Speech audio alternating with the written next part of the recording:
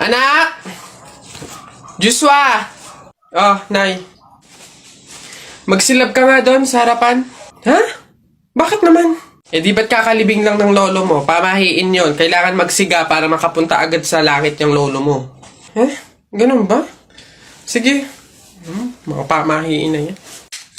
Wala naman akong Nay! Wala akong masigang kahit anong basura dito. Ano ba yan? Bilisan mo, Joshua. Napakasimpleng bagay, hindi mo magawa, ha? Kahit ano, sigaan mo. Bilisan mo. Kahit ano. Kahit ano, ha? Bilis! Ba't natakbo? Nako! Aling Lourdes! Yung anak niyo po, sinunog yung bayan! Diyos ko po! Ala! Eh, tinamaan kang magaling na bata ka! Ba't sila nagtatakbo ba? Oo, naman ang mga yun. Pamahiin, di ba? Pamahiin, di ba? Kailangan sundin yun. Oo, naman mga to. Kakabagot naman. Ay, pre! May challenge ako sa'yo. Ano na naman yun? Eh, wag na nga pala. Pang tunay na lalaki nga lang pala yung mga challenge ko. Wag na lang. Bakla ka nga pala. Wag na lang. Kulit naman sabing walang bakla dito, tol. Eh, we? Sige nga. Duraan mo nga yung hawakan dun sa hagdan. Dali. Ha? Yan. Ang dali-dali lang yan. Minsan hirapan mo naman, ha? Minsan. Dali-dali. Ita mo, ha? Wait lang, ha?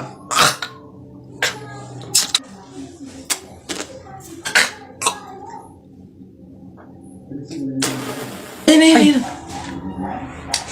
Sabi na. Yak.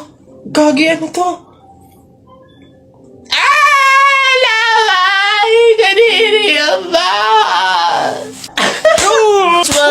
One down. Tingnan natin yung iba. Ay! Gagi! Si Sir nahawakan! Shucks, Gagi! Takaw! Patay ka na naman!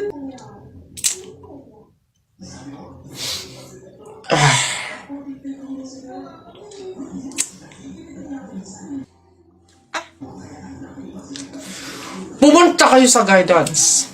Hey people! Welcome sa aking short vlog. So ngayon, samahan niyo akong pumasok sa school pero wait, mag-network lang ako. So bigla ako natae pero okay lang yun para hindi na ako matae sa school. As a feeling masipag, nagplansya din ako ng uniform para... Pakan ba? Bumalik ako ng kama para magdabog ng slide kasi nga nakakatamad pumasok ngayon. Pero naisip ko yung crush ko sa school kaya bumangon ulit ako. Hindi ako si Jack and Rose ng Titanic para kayanin yung lamig kaya nagpainit ako ng tubig. Naisip ko maghanap ng pwedeng makain sa umaga pero dahil wala akong makita, magsusoju na lang ako. Charis. Then ayun, naligo na ako. Okay na yung shot na yan kasi bawal ipakita yung baba. Charis. Lagi ko agad pinapatuyo yung buhok ko bago umalis kasi para siyang Tweety Bird pag hindi natuyo. Bugsh. Napagtanto ko na ang baho na ng hininga ko kaya agad ako nagsipilyo. Tapos pinunasan ko din yung sapatos kong parang barko. Hindi ko alam kung bakit ko susuotin to hindi naman to school ID. Pagtingin ko sa labas, ang ganda ng umaga kasi foggy tapos ang dumi din ng bintana. Paki mo. Bubuksan ko sana yung bintana pero bakit ganun umagang-umaga may nagpapausok? Hindi ko alam kung bakit nag-aayos pa ako kaya wala namang magbabago. Nag-eyeshadow lang ako, nag-polvo tsaka nag-lip balm. Nagplansya na din ako ng buhok kasi wala kang pake. This is my final look. Hindi nyo na kailangan sabihin kasi alam ko naman gwapong-gwapo na naman kayo sa akin. Naisip ko din magpabango kasi hindi sapat yung ligo ko kanina. Malilate na naman ako kaya agad akong lumabas. Tapos tsaka ako nagabang nasasakyan. Buti na lang nakasakay ako agad. 3 beses nga pala ako sumasakay para makapuntang school. Either bukyo or jeep. Gusto masakyan din kita, Charis. Imposible namang ako lang yung nakakaramdam ng antok. Pag ganito na yung sikat ng araw, alam mo nang late ka. Tapos ayan, nakarating na ako. So dito ako nag-aaral. Alamin nyo na lang kung anong school to. Minsan nainis akong dumaan dito kasi yung mga estudyante ang babagal maglakad. Nagmadali akong umakyat sa hagdan. Tapos wala palang klase. Tapos kabado sila kasi sasabihin na daw yung grade sa isang subject. Nagugutom na ako kaya pumunta akong kantin. Alam nga namang umihi ako dito. Kaso di ko mangabit yung pagkain. Kaya nagkarinderya na lang ako. So ayan people, dito ko natatapusin yung vlog kasi pauwi na ako. Thank you sa panonood. Love you. Ma, ano ba yan? Ma, may gala kasi kami ng tropa mamaya. Hingi lang sana ako kahit mga 1 tipip lang. Ayan, Mark Aaron. Diyan ka magaling sa gala. Ni hindi ka man na makapagligpit ng pinggan. Ni hindi nga man lang mag-imbis-imbis dito sa bahay. Mano man lang maabutan ka man lang ng kape at nagkakandayuko na dito sa pag-iintindi sa bahay. Eh kung kayo madukot din at makuha kayo ng kung sino dyan, maaksidente pa kayo, edi isipin pa namin kayo. Ganyan kayo mga kabataan ngayon eh. Ni hindi nyo naiisip yung mga taong nag-aalala sa inyo. Samantalang kami noon, Mark Aaron, Diyos ko po, sinusuong pa namin ng ilog, makakuha lang ng paggatong, ng pang-inumin. Ay, kayo naman, Diyos ko po, perwisyo ng gala pa ng gala ang nasa isip. Napakadaming pwedeng gawin dito sa bahay. Eh kung yung igagala mo, inililinis mo ng kwarto mo. Kinukudkud mo yung inidoro doon sa likod. Kung kayo inaabutan ng nanay at tatay ko, ay Diyos ko po, mata lang ang walang latay. Kapag nalaan na kayo'y lumabas ng bahay, akala nyo ba'y tayo'y mayaman? Akala nyo ba'y pinupulot at itinatay lang natin ng pera? Abay, budgetado na nga. Kasi, Diyos ko po, kayo mga kabataan kayo, napakaswerte nyo't hindi nyo naabutan ang hirap ng buhay noon. Eh kung naabutan nyo, kawawa kayo. Oh, salamat. Ako kung alam nyo lang, Eron. Mark Eron. Buka ng shit. Mali kaya dito. Love. Yes, love. Bakit? May intrams kasi kami bukas. Gusto kong sumali. Ano kayong magandang laro, love? Basketball or badminton? Love, bakit hindi mo na lang lahat salihan? Total, kayong mga lalaki, sanay naman kayong makipaglaro, di ba? Tipong lahat kami mga babae, seryoso na, pero sa inyo, laro pa rin pala. Huh? Love! Yes, love. Ano yun? Hindi ka ba nakapag-refill ng tubig? Nauuhaw na ako eh. Ha? Anong bago, love? Lagi ka namang uhaw sa babae.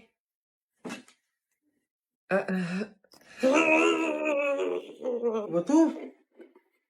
Love yung laundry. Love, wag mong ilagay lahat. Baka maghawa yung puti tsaka di kulay. Ay na nga. Isa-isa lang kasi yung lagay. Hindi yung ang dami mong babae. Oh. Nasaan ba kasi yun? Love! Ano yun?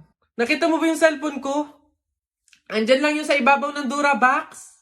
Ibabaw ng Durabox. Love, wala talaga dito. Basta andyan lang yun. Ano ba yan eh? Hindi ko nga makita, love. Naku, kapag gamit mo, hindi mo agad makita. Pero pag babae, ang bilis ng mata. Kuya, Yes, ang pogi niyo po. alam ko. Kuya, pwede magpa-picture? Kuya, picture lang. Etong mukhang to, hindi bagay sa'yo, te. Picture lang eh. Isa. Kuya!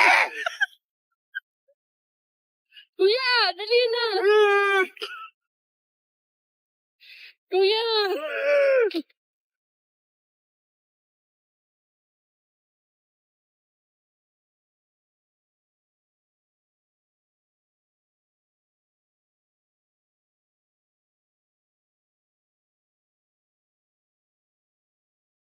Kuya, pa-picture lang.